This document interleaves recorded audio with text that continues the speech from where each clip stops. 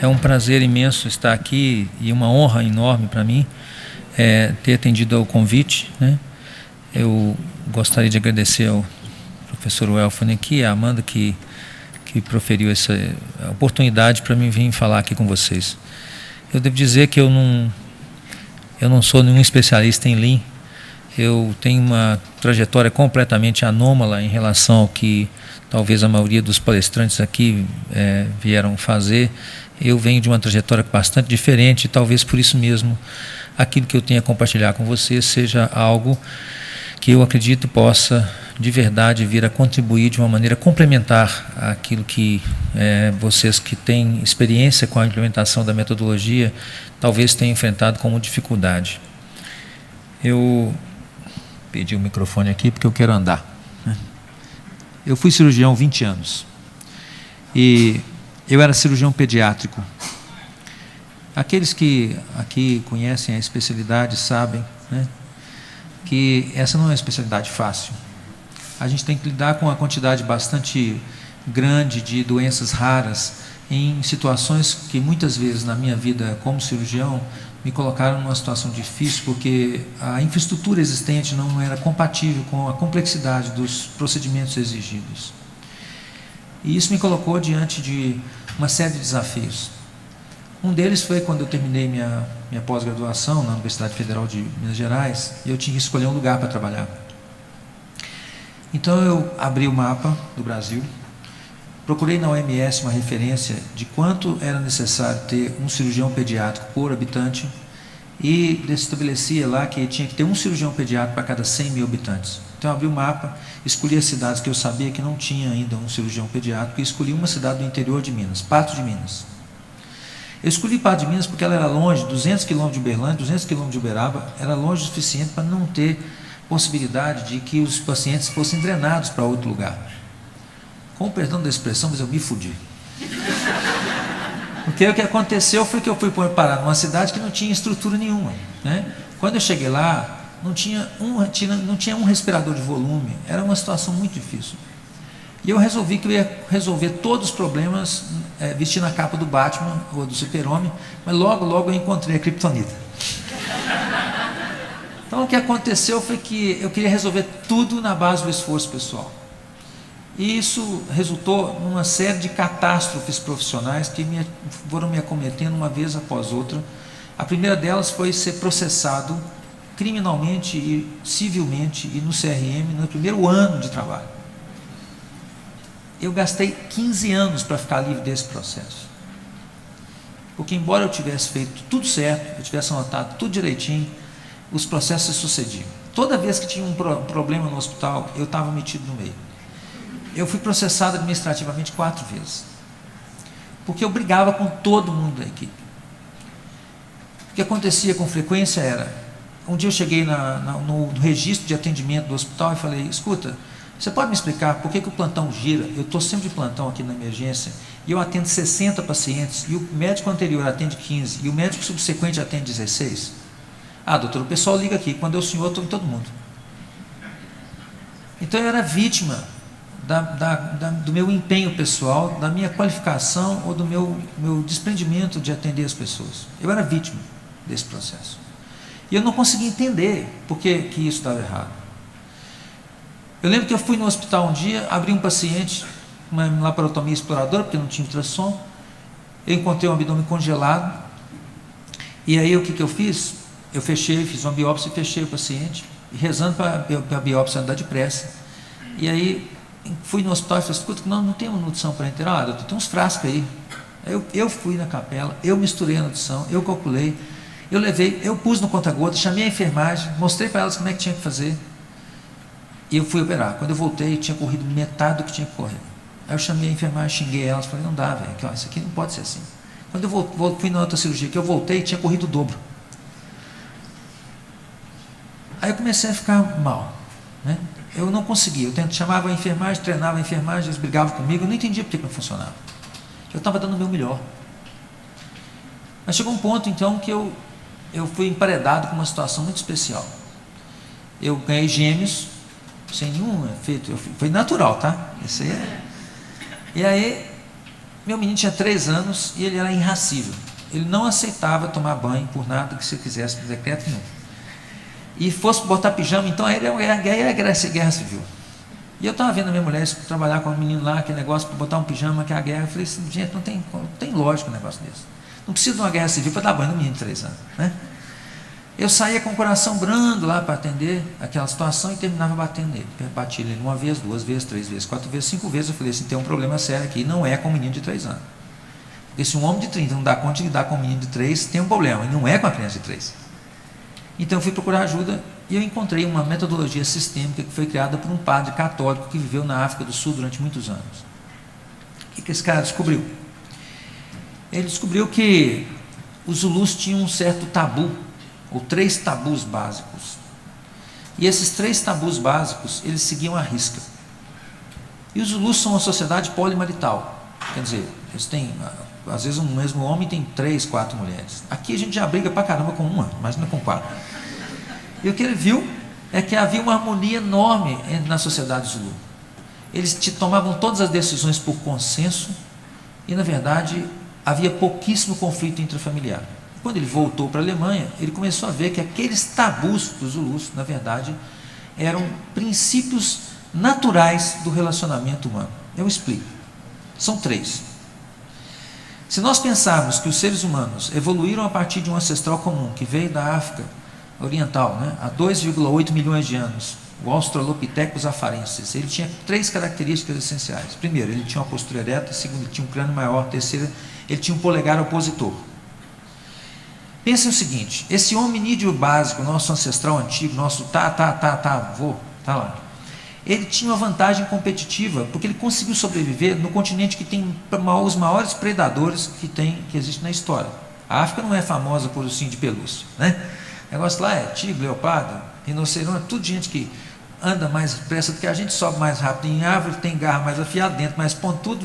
Como é que os nossos ancestrais conseguiram? Eles conseguiram através da colaboração. Estou muito feliz aqui porque a palestra do Dr. Chap aqui foi em cima do que eu estou falando aqui.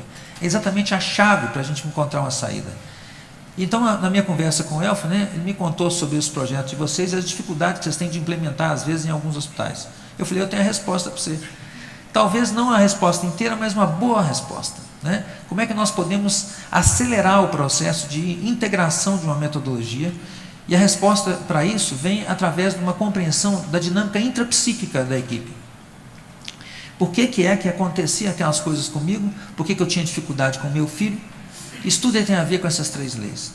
Então, observem, a primeira coisa importante aí é perceber como é que nós podemos cooperar. Esse foi um dilema que os nossos antepassados tinham que resolver. Por quê? Contra o leão, o leopardo, o rinoceronte, etc., a única saída do ser humano é a cooperação. Nós chegamos até aqui porque nós somos cooperativos. Sabe? Outro dia eu precisei de um adaptador no meu computador, uma chapoquinha dessas, né? Tem 1000 USB agora, tem USB-C, micro USB.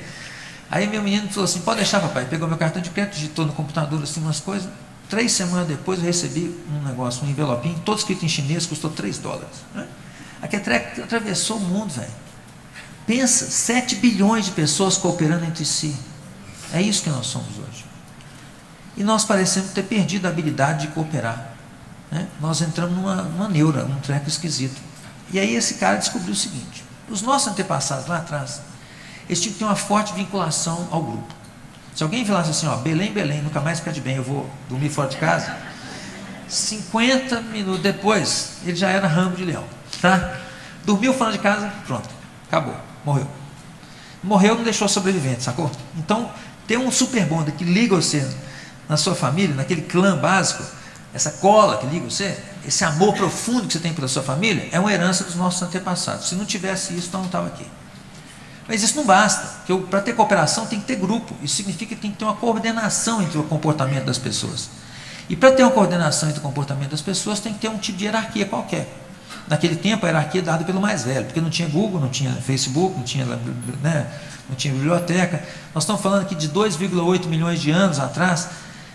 Entre esse período e o período da história conhecida, nós temos quase 500 vezes mais tempo. Então, durante 500 vezes mais tempo do que a história registrada, os seres humanos tiveram que encontrar um jeito de cooperar e eles tinham que obedecer o padrão de obediência do mais velho. O mais velho mandava e pronto. Por que que o mais velho mandava? Ele estava vivo mais tempo, entendeu? Seja por covardia ou por coragem, ele deu conta.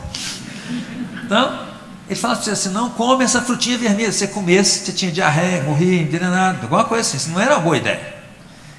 Então, ao longo do tempo, os seres humanos desenvolveram uma espécie de aptidão ou senso instintivo de obediência à hierarquia pelo mais velho. E aqueles que não obedecessem isso, provavelmente colocavam em risco a sua própria vida e a vida do grupo. Esse tipo de comportamento instintivo ainda vigora dentro de nós, como se fosse um software que roda no fundo, tá? E aí o que acontece? Quando as pessoas desafiam esses princípios básicos, começam a ter comportamentos compensatórios dentro do grupo que a gente não entende. Terceiro princípio, igualdade nas trocas, ou seja, há que ter uma retribuição no dar e receber. Então vamos pensar aqui assim, ó, eu e o Elfo, vocês estão vendo ali, ó, ele é mais sacudido que eu, tá vendo? Mais forte. Se nós dois estivéssemos lá atrás, há 2 milhões de anos atrás, correndo atrás de um antílope, e fosse a flecha dele, ou a lança dele que alcançasse o bicho, só por causa disso que o bicho está morto, só por causa do bicho estar morto, e que todo mundo aqui do nosso clã vai ter um rango hoje à noite, então na hora de repartir a caça, o que vocês acham? A gente deve dar um pedaço bom para ele, um pedaço melhor. Eu proponho o chifre. Tudo bem? Não, tudo bem não. Ele não pode receber o chifre. Tá certo? Porque se ele receber o chifre, ele não vai ter força para correr da próxima vez. Ele tem que receber uma parte boa. Ele tem que ter uma certeza de que o grupo vai recompensá-lo. Porque se o grupo não o recompensar, na próxima vez ele não vai correr. E aí vocês podem ver que eu sou mais fraco, não vou correr tanto, não vai ter antídoto para nós no final do dia, ninguém vai comer. Então, a garantia de que existe um equilíbrio no dar e receber é a terceira lei. Essas 3 leis, vinculação ao grupo, hierarquia pelo mais velho e equilíbrio no dar e receber, rodam como se fosse um software inconsciente. As abelhas têm um padrão de comportamento social inconsciente, as formigas têm um padrão de comportamento social inconsciente, nós também temos. Só que nós colocamos agora uma camada de comportamento contratual, acordado, por cima dessa camada instintiva. O que esse padre descobriu e depois transmitiu para nós através de um processo sistêmico é que existem certos comportamentos compensatórios que nos parecem à primeira vista impossíveis ou mesmo improváveis. Um deles diz o seguinte: se antes, lá atrás, o batedor do grupo morresse porque o leão comeu, alguém tem que substituir esse cara. E quem vai substituir ele? O cozinheiro. Aí você tira o cozinheiro para pôr ele para batedor, quem vai substituir o cozinheiro? Aí você tira o costureiro, aí vai virando aquela zona. Então o mais simples é que o indivíduo mais novo do grupo ocupa aquele lugar. E é isso que acontece instintivamente. A segunda comportamento compensatório é que se você desafiar a hierarquia do grupo, você vai sentir um trem esquisito dentro de você e uma propensão para falhar ou adoecer. Eu sei que isso parece um estado de fé, e eu já vou dizendo para vocês não acreditarem em mim, tá? Vocês devem prestar atenção no que acontece na vida. Eu vou dar alguns exemplos práticos. Há muitos anos atrás, eu estava no posto de saúde, chegou uma vovó com um menininho pequeno, né? Esse menininho tinha uns 5 anos, capeta em pó. Ele entrou, mexeu em tudo que ele encontrou, mas o motolia, etc., passou por trás de mim, fez Tarzan no fio do meu negatoscópio. Eu falei com a dona, vamos lá, o que é que esse menino tem? Vou receitar rápido para ver se eu salvava o escritório, né, o consultório. Aí ela foi falando, e eu receitava e ela não parava, sabe? Ela era uma metralhadora de queixa. E o menino destruindo, eu falei, dona, esse menino é meio agitado, né? Ela falou, ele é assim mesmo, doutor. Não fez nada, não chamou a atenção do menino, não deixou o menino quebrar o pau. Aí eu tinha lido sobre esse negócio, estava iniciando essa compreensão desse modelo há 20 anos atrás. Não quero nem falar a minha idade, não, tá? Mas, na época, eu li sobre isso, que havia então a propensão a que as pessoas no grupo repetissem ou replicassem o comportamento inconscientemente das pessoas que foram excluídas antes. Então, eu não acreditei nesse trem, né? Eu virei para a dona e falei, dona, me diz aí, só pode me fazer um favor? Me diz uma coisa, cadê o pai e a mãe desse menino? Comecei a minha investigação para ver se eu achava o excluído. Ela falou, doutor, a mãe está lá em casa, minha filha, agora o pai, graças a Deus, ele não conhece aquele filho da puta.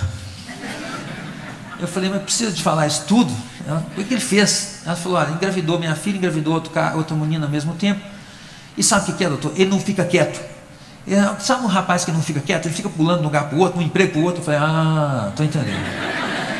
Já sei quem é o excluído. Você só repete se ela bater com aquilo que vai dentro do seu coraçãozinho. Tudo bem? Ele, tudo bem. Ele olhou dentro do olho da avó e eu dei a frase: querida vovó, por favor, me olhe com carinho, porque eu tenho um grande lugar no meu coração para o meu papai. Ele me faz muita falta. E ele repetiu, palavra por palavra. E uma lágrima silenciosa escorreu face abaixo. E aí ele ficou quietinho. E a vovó também ficou quietinha. E sabe, você dá para você cortar o ar com a faca. Depois de um tempo longo, ela falou assim: doutor, o senhor me deu uma lição muito dura hoje. Eu achei que eu estava protegendo esse menino. Será que é tão importante assim ele conhecer o pai? Se for, eu levo ele lá. É um bosta mesmo, mas não tem problema. E foi embora, com a receita. 3 ou 4 meses depois veio as meninas da creche, porque eu trabalhava no CIEP integrado, a escola, né? Escola tem posto de atendimento, creche, tudo junto. Aí as meninas, doutor, quero falar com a senhora, as meninas da creche. Eu falei, o senhor deixa eles entrar? Eu falei, claro, entrei. Veio as 3 meninas e falou, doutor, nós temos 70 meninos na creche para cuidar, e tem um menino sozinho lá, que tem que ficar uma de nós por conta, porque não tem jeito. E aí ele veio aqui, o senhor fez não sei o que com ele, receitou uns remédios, e ele melhorou pra caramba. E nós temos mais 3 lá precisando, você não podia passar o mesmo remédio. Aí eu falei, não dá, filho, porque pai não vinha na farmácia, entendeu? E foi assim que eu tive a percepção pela primeira vez da existência real dessas leis, da existência da vinculação. Então observe, o que acontece quando nós entramos num projeto e que a gente quer fazer esse projeto ir à frente? Se a gente já chega excluindo as pessoas. Ah, esse aqui é um bosta, aqui não vai fazer, aquele ali não vai ser o quê. Pronto, problema. Sabe o que vai acontecer?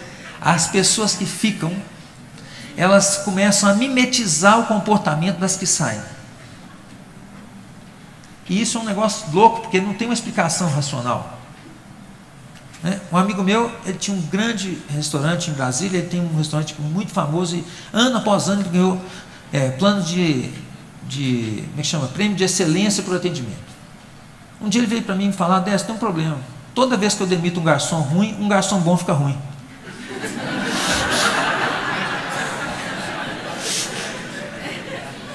Eu falei, como é que isso aconteceu, velho? Me conta aí.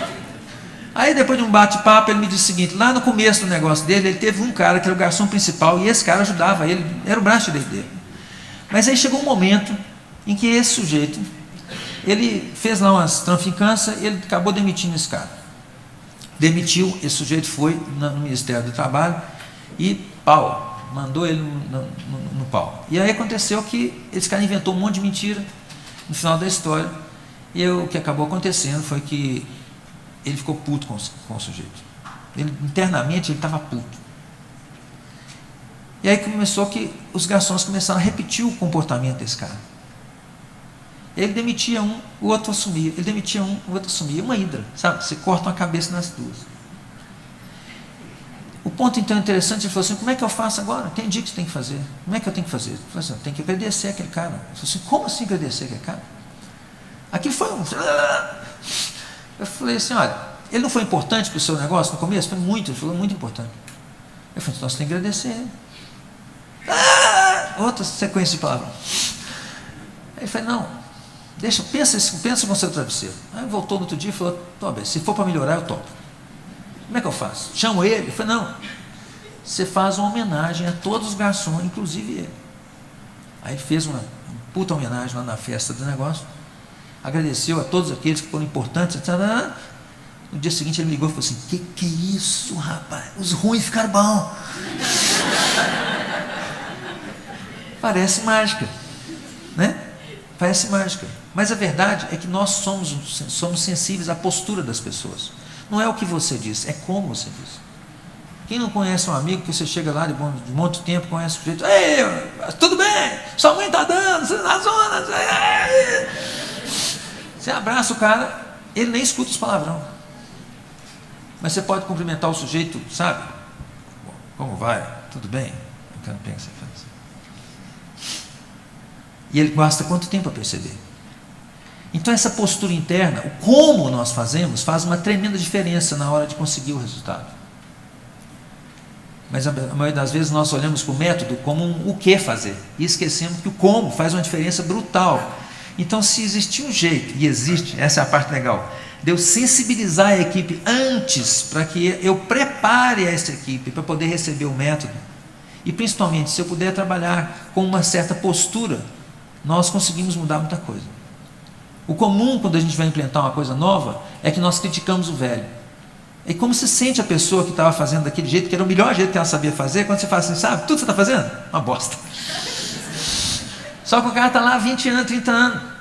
Você acha que você vai angariar a cooperação de uma pessoa para um projeto desafiador, que provavelmente vai ter erro, porque se tem uma coisa certa, quando a gente vai fazer um trem novo, é que a gente vai errar.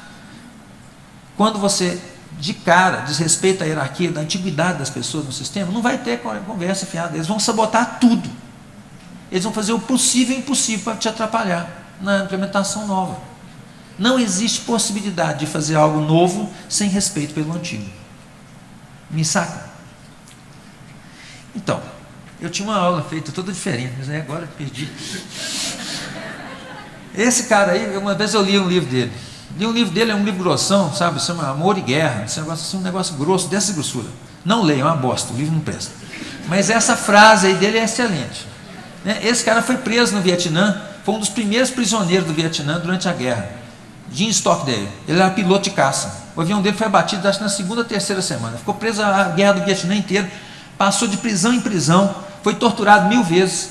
E quando ele saiu finalmente, no final da guerra, a repórter veio entrevistar ele. Senhor Stockdale, como é que o senhor sobreviveu às prisões do Vietnã? Ele falou assim, ó, sobrevivi, né, porque eu dei conta lá, eu tive uma fé. Ela falou, quer dizer que o senhor é otimista? Ele falou, não, os otimistas, eu vi, ao longo dos 7 anos que eu fiquei preso, eram os primeiros a morrer.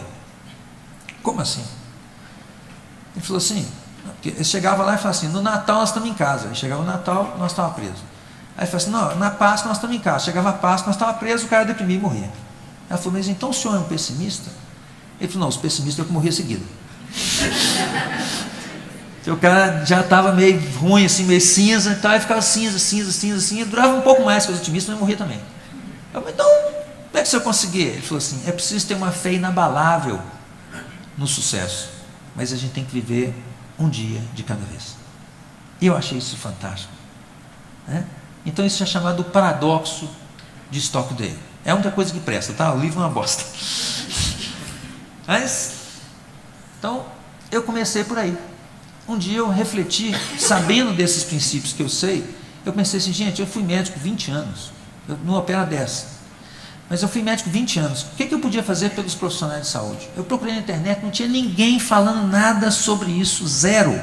Ninguém estava falando nada sobre saúde do profissional de saúde. Fui procurar estatística, fazer aquilo que a gente faz, né, quando a gente é médico, vai procurar publicar uns dados. O que eu descobri? Eu descobri que, sabe, acima de burnout, o estresse ocupacional em profissionais de psicologia existe, e não é uma coisa pequena. Nos profissionais de enfermagem também não é coisa pequena. Nos profissionais da enfermagem e do entorno da medicina é uma regra. Esse é o último estudo feito aqui no CRM de São Paulo, é uma coisa absurda. O índice de mortalidade das mulheres, a expectativa de vida das mulheres médicas é 12 anos menor do que a população em geral. Dos homens é 2, na Índia é 10. Sabe, ser médica aqui no Brasil, pelo menos aqui em São Paulo, é um risco para a saúde maior do que fumar, beber e transar sem camisinha junto. Né? Então tem alguma coisa errada. O índice de suicídio é muito maior do que a população em geral. Né? A situação é precária, tá? Burnout. Todos têm esgotamento, junta tudo, ansiedade, depressão, excesso de carga de trabalho, está lá, tem até CID para esse trem. Tá? E o que os estudos recentes têm mostrado? Que dos fatores mais importantes é a postura de autossacrifício e a dificuldade de relacionamento interpessoal e desempenho numa liderança cooperativa. É incrível, mas eu já vi briga assim, a UTI diz assim, nós não vamos aceitar mais nenhum paciente da pneumologia, ou essas coisas, né? A divisão dentro do trabalho, fazendo com que o fluxo de trabalho seja completamente competitivo e bloqueie o bom trabalho das pessoas. Parece que a tarefa de um é infernizar a vida do outro, e é lógico, do outro passa a ser infernizar a vida do um. Né? As especialidades mais acometidas, está aí no topo lá, ó, terapia intensiva. Mas olha que interessante, medicina da família, está em terceiro lugar. Tem uma coisa esquisita, hein? Esse cara não lida teoricamente com estresse nenhum, por que ele está tendo burnout? Tá? Então aí eu comecei a perceber que o fator intrapsíquico operava uma função muito importante na gênese das dificuldades e da doença dos profissionais de saúde. Nós estamos falando aqui sobre linhas emergências, nós estamos preocupados com o paciente, quem está preocupado com a equipe? Tá? E se nós não preocuparmos com a equipe, nós vamos ter problema pra caramba na implementação. Porque se eles não perceberem que isso vai melhorar a vida deles, eles não vão fazer. Ou pelo menos eles não vão fazer de bom grado. Tá? Então, vamos pular um pouquinho desse slide aqui, vamos direto para a situação mais para frente, porque eu já comi bastante do tempo, né? Esse é um fato, né? Os estudos mais recentes sobre a questão da mudança do estilo de vida comprovam que você consegue melhorar muito a sobrevivência, a expectativa de vida mudando o estilo de vida, mas ninguém quer saber desse negócio. Olha, todo mundo quer cirurgia, uma pílula resolve, fácil, né? Mas não tem almoço grátis. Isso não é uma situação de resolução simples, porque talvez nós estamos usando a ferramenta incorreta. Nós, como profissionais médicos, profissionais de saúde, e grande parte das pessoas que estão aqui estão treinadas no pensamento cartesiano. Sabe quem é Descartes? Ele vivia lá em 1600 e porretada. Ele era um cara que teve uma sacada genial. O que ele falou? Assim, olha, primeira página do livro dele, Método Cartesiano, ele fala assim: o bom senso é a coisa mais bem distribuída que tem na face da Terra. Por quê? Todo mundo acha que já tem o suficiente, ninguém quer ter mais do que ele já tem, né? E ele falou assim: mas eu não acho que eu tenha tomado melhores decisões do que meus colegas. Essa frase é tão certa lá em 1600 e tanto, quanto em 1924, se não me engano, quando ele escreveu o livro dele, quanto é hoje. Então ele bolou um método para chegar à conclusão sobre o que era verdade e do que não era. O método do Descartes é simples: você pega a realidade, pica ela em pedaços, escolhe um pedaço que você dê conta de entender, gera uma hipótese sobre como é que aquilo funciona, procura um experimento que possa checar a sua hipótese, e depois que você checar a hipótese, você vai ou afirmar que a sua hipótese estava verdadeira, ou vai refutar ela, e depois você começa tudo outra vez. Esse método simples mudou a face da Terra. Essa cadeira, esse microfone, o avião que me trouxe até aqui, tudo são fruto da ciência cartesiana. O problema é, Descartes vivia numa era onde a igreja tinha muito poder, e a igreja não gostava de ser contrariada, sabe? Então, quando você falasse qualquer coisa que potencialmente pudesse contrariar o Papa, você tinha que pensar duas vezes, porque o Papa era um cara generoso, ele tendia a convidar você para um churrasco, entendeu? O único problema é que a picanha era você. Então acho que o Descartes não gostava muito de churrasco, ele devia ser vegano, entendeu? Então o que ele fez? Ele se precaveu da possibilidade de vir a ser, digamos, convidado para um churrasco. E o que ele fez? Ele escreveu um monte de coisa no livro dele que funcionava como uma espécie de rede, de proteção contra prováveis convites para churrasco. Um dele é um capítulo no meio do livro escrito assim: sobre a prova da existência de Deus. Deus é um dogma, como é que você vai provar isso? Ele sabia disso, é lógico, mas ele pôs aqui lá para ninguém falar que ele era herege. Tá? Segunda coisa, ele publicou o livro dele em francês provençal, ele não publicou em latim. Naquela época, publicar em francês provençal era assim mais ou menos como hoje você publicar um livro importante em malai, ninguém vai ler aquela porcaria. Tá? E a terceira coisa, que é o que cria dificuldades para nós, ele falou assim: olha, esse meu método, ele só vale para as coisas materiais, para as coisas espirituais mais importantes, né? A igreja tem o primeiro lugar. Olha, esse cara é um bago ensaboado, fala. Tanto é que ele não morreu de churrasco, ele morreu de pneumonia, na cor da rainha da Suécia depois, não morreu de churrasco. Salvou a pele dele, mas criou um problema para nós. O que ele fez? Ele tirou fora o observador do processo de observação. Ele entregou o observador para a igreja. O observador não faz parte do método cartesiano. No método cartesiano, o observador olha como se ele fosse completamente inerte e isolado, fora do contexto. Então nós tendemos a olhar para tudo que acontece à nossa volta do mesmo olhar cartesiano. Isso significa que nós estamos dizendo o seguinte: a forma como eu te olho, tá, não tem influência naquilo que acontece. Vamos fazer o teste? Você faz o seguinte: sai daqui, procura um restaurante, um barzinho, aí tem um cara forte com uma mulher bonita, você olha cartesianamente para a mulher dele e continua olhando. E se ele vier reclamar alguma coisa, você fala assim: eu estou só olhando cartesianamente para sua mulher. Aí você vai ganhar um olho roxo cartesiano. Então, quer dizer, observar muda o comportamento das pessoas. E a forma de observar também muda esse comportamento. Acontece que nós estamos enviesados por esse método. Então, o que é que acontece? Nós achamos que o fato da gente observar, olhar as pessoas, não vai ter um efeito sobre elas. E, principalmente, nem prestamos atenção que o jeito que nós olhamos tem um efeito sobre elas. Sabe? Mas tem. É a hashtag, só que não. Tá? Então, o que é que nós fizemos? Eu tentei bolar um programa dentro do modelo sistêmico, né? Partindo do pressuposto que o comportamento humano ele é altamente contextual e reflexivo, ou seja, a forma como eu te olho muda o seu comportamento. Se eu te trato com confiança, você responde com confiança. Se eu trato com desconfiança, você responde com desconfiança e assim vai. Tá? Então, basicamente, nós quando trabalhamos sistemicamente temos que perceber que existe a interdependência muito mais do que causa e efeito. Não dá para prever tudo que vai acontecer. Meu filho me disse outro dia uma coisa muito legal. Eu falei, papai, quando eu tenho que contratar um fornecedor, eu não procuro um que não erra, porque todos vão errar. Eu procuro um que eu tenho certeza que vai ficar comigo na hora que der merda. Ele está, na verdade, dizendo para mim o quê? A interdependência. Nós temos que poder contar com o outro. Tá? E isso é colaboração. Então, ao invés de eu ficar numa postura investigativa, eu passo para uma postura mais neutra, mais de observação. Adorei o dialógico. Tá? Então, eu já falei sobre as leis, eu fiz então um modelo para isso e tentei vender isso inicialmente com fiz dois protótipos, 2 pilotos, um em Florianópolis, um em Belo Horizonte. Os pilotos foram muito bem sucedidos, os feedbacks que eu tive foram excelentes, então eu comecei a tentar vender isso como um curso aberto de treinamento para as pessoas. Pensei, se eu conseguir fazer com que os médicos compreendam esses princípios, não só médicos, mas profissionais de saúde, e eles vão poder aplicar isso, eu vou melhorar a saúde do profissional de saúde. Sabe o que eu descobri? Os profissionais de saúde não têm problema de saúde.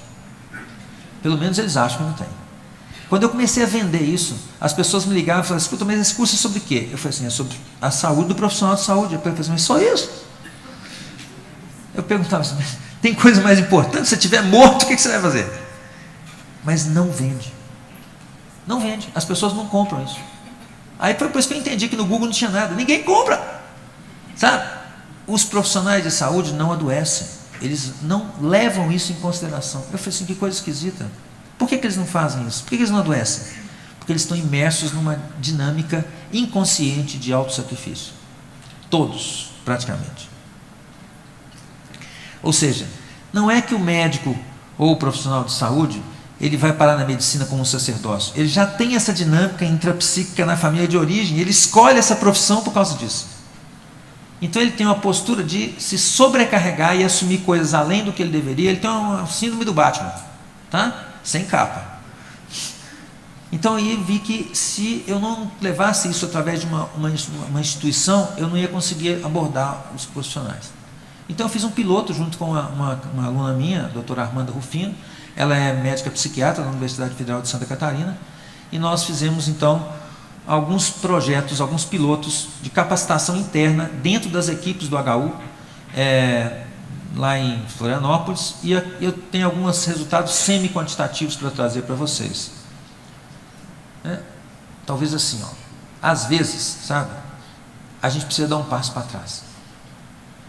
Porque o jeito como muitas vezes os profissionais estão lidando com as dificuldades dentro das unidades de saúde faz com que eles adoeçam mais e eles passam a ser parte do problema e não parte da solução.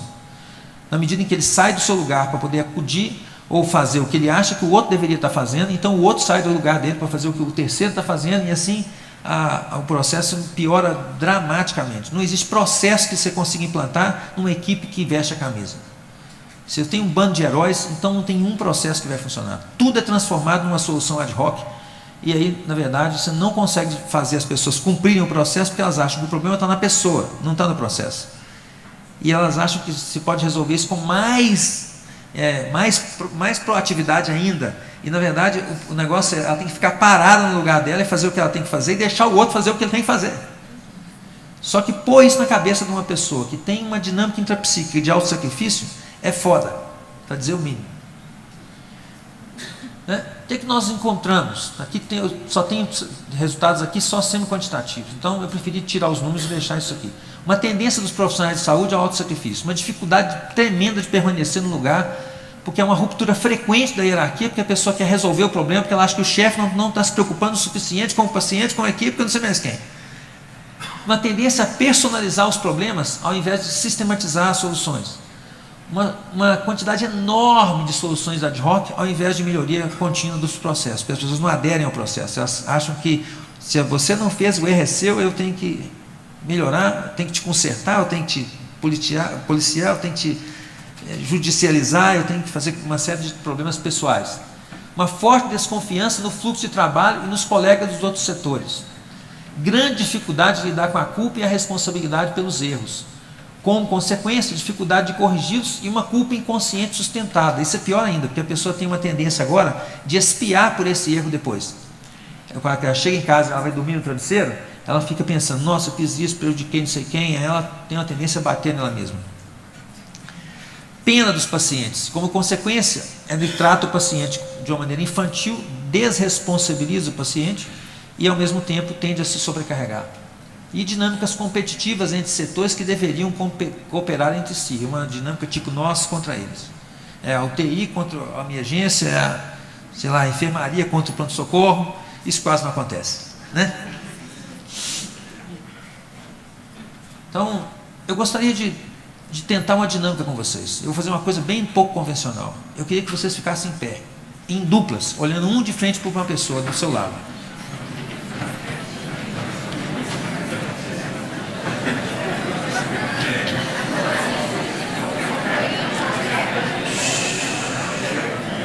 Sem zona.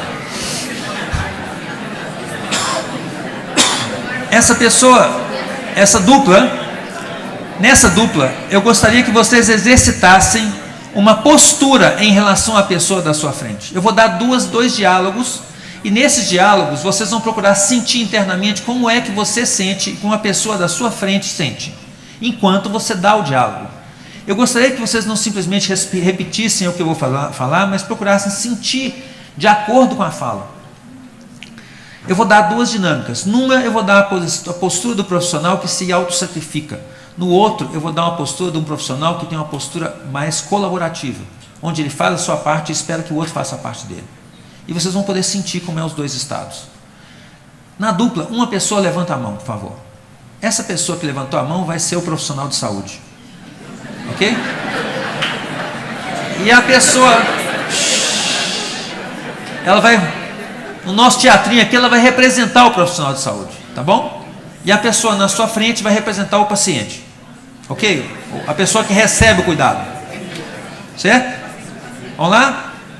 Agora, focado na pessoa à frente, fiquem centrados para que vocês possam perceber as sensações e os movimentos do corpo, do seu corpo e da pessoa à sua volta. E agora, vocês repetem para a pessoa à sua frente a seguinte frase: eu sou o profissional de saúde. E eu vim aqui para te salvar. Sabe? Eu tenho pena de você. Sem mim você não vai conseguir. Porque na verdade você é a prioridade plena de tudo que eu faço. Eu não preciso comer, não preciso ir no banheiro, não preciso descansar. Eu faço tudo por você. Absolutamente tudo. Você é a prioridade. Eu vou salvar você. Chá comigo.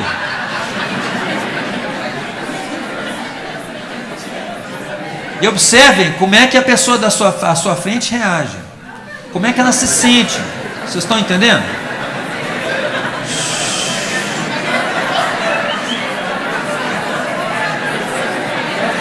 Ok? Segundo momento. Você continua sendo profissional de saúde. Eu vou dar uma outra postura. Tá bom? Eu sou o profissional de saúde. E você é o meu cliente.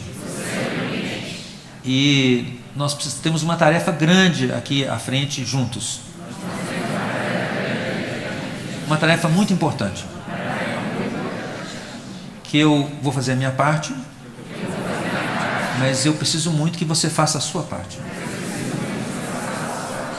porque sem você eu não vou conseguir.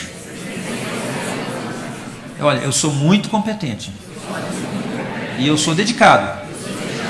E você pode ter certeza que a minha parte eu vou fazer bem. E eu espero que você também cumpra a sua parte. E eu tenho certeza que você consegue. Eu por mim, você por você, juntos, com amor, a gente vai fazer um negócio legal. Podem fazer o que vocês querem fazer.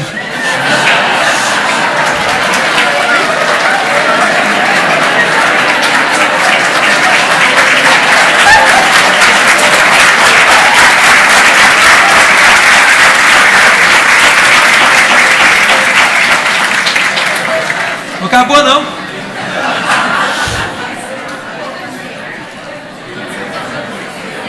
Então nós temos uns números ainda. Então o que nós fizemos foi 20 horas de um curso como esse. O que vocês pegaram aqui foi uma dinâmica que está presente dentro desse curso de 20 horas. Nós fragmentamos isso em blocos de 4 horas e trabalhamos com as equipes dentro da estrutura do hospital, de maneira de acordo com o que era possível, porque tem que liberar as pessoas, elas têm que sair do trabalho, então isso é um pouco difícil. O hospital teve que liberar horas desses profissionais para eles poderem fazer, então nós tivemos que fazer isso tudo picadinho, mas nós fizemos blocos de 20, até completar 20 horas. Os números de participantes foram 260. Tá? Inicialmente a gente trabalhou com a enfermagem, isso foi tão bem sucedido, melhorou tanto o desempenho da equipe interna, que nós tivemos muitos efeitos colaterais. Um deles foi demanda para fazer isso em outros setores da organização. Então, no final, nós fizemos 260 até o momento. O programa é um programa contínuo, que continua rodando. Né? Aqui estão as chefias, foi feito no ambulatório, as pessoas que pertenciam a esses diversos setores. A quantidade de questionários respondidos, infelizmente, foi pequena, porque você sabe como é que funciona isso, né? Não é fácil as pessoas aderirem e responderem espontaneamente. O que pode dar um viés aqui, que é o seguinte: quem respondeu gostou mais do que quem não respondeu, né? Tá? Mas o que a gente teve foi um índice de participação muito grande. Sugeriram outras coisas para a gente acrescentar no negócio. O que chama a atenção aqui é que houve pouca sugestão de acréscimo técnico e muito mais voltado para a questão interrelacional, ou seja, as pessoas têm uma carência sobre isso. E o programa, infelizmente, não tinha a pretensão de resolver todas as questões. Né? Aqui estão os questionários de feedback. Então, vocês podem ver que o 4 é a melhor avaliação, 1 é a avaliação mais baixa. Nós tivemos um predomínio enorme da coluna 4, com algumas questões aqui que envolvem carga horária. Talvez as pessoas queriam insuficiente aqui, tem algumas demandas do lado de cá, mas basicamente foi um programa muito bem avaliado. Aí a chefe da enfermagem fez uma recomendação para o Corém, porque a gente tentou fazer isso através de outras instituições. Aqui tem o depoimento de uma pessoa, tomei esse depoimento como um exemplo, né? Já fui muito de fazer sacrifício pelos outros, mas acabei adoecendo. E há alguns anos eu estou nesse processo de mudança. Aprendi a respeitar a hierarquia e não desconstruir o trabalho que já foi feito. Será apenas diferente. O último dia foi espetacular, porque eu acho que deu um entendimento geral do curso, me marcou muito essa questão de estarmos no nosso quadrado. E consigo agora rever as posturas que estão erradas. Com certeza vou mudar a minha postura, pois faço um sacrifício enorme com pouco resultado. O curso foi muito especial, é incrível como podemos dar a nossa postura com o auxílio de alguém, ver as coisas que a gente estava acostumado a ver, mas agora de outro ângulo. Obrigado mais uma vez, com certeza vai fazer uma grande diferença na minha vida. Ou seja, essa pessoa vai levar isso para fora do ambiente de trabalho. Essa aqui é um depoimento da doutora Armanda, é um depoimento do Dr. Carlos, eu não vou pular isso aqui. Aqui estão algumas fotos do pessoal, você pode ver que eles ficam felizes, né? Se vocês quiserem baixar o nosso e-book, vocês podem acessar por esse link. Tá aí os meus contatos, se vocês quiserem mais alguma coisa. Tá aqui, eu pus aqui de novo, aqui, ó.